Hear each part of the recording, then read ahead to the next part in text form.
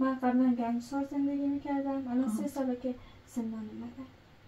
خودت یا با خانواده؟ با خانواده، چون برای پدرم گرمسار مشکل افتاد، میخواست پولش رو بگیره، بعدم ندادم، زدن بابای من رو زدن، دست پاشو شکوندن، گفتن چون تو افغانی هیچ کاری نمیتونی بکنی دیگه. ما امنیت خوبی نداشتیم، پاشدیم ولی سرناز.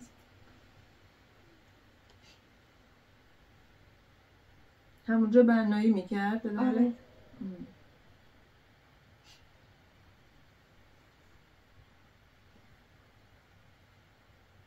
بالاخره پس اون پولم نتونست پدر سیزش کنه، نقد کنه؟ نه دیگه، مادرم و پدرم رو زدن، دست پاش شکوندن، خونمون اومدن، بعدا گفتن که اینا اومدن در خونمون، ما رو گفتن.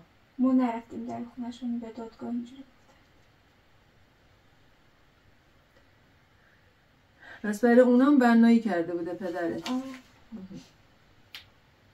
بعد وقت دادگاه و اینا، ماجرای دادگاه و اینا پیش اومد؟ آره اینجا پیش اومد دیگه. اونا الکی همجوری دروغ گفتن که ما نرفتیم در خونشون، اینا در خونمون اومد ما رو زدن، چی کردن. ما گفتیم نه، ما اصلا نرفتیم، چون ما افغانیم شاهد نداریم، ولی اینا دارن، همسایمون بود، اونم الکی شاهد دادن اینا رفتن این کارو کردن دیگه. بعدش اونا خیلی مرضیت کرد، بابای منو یعنی 7 روز زندان انداخت، بعد 7 روز ما از زندان در آوردیمش اینا.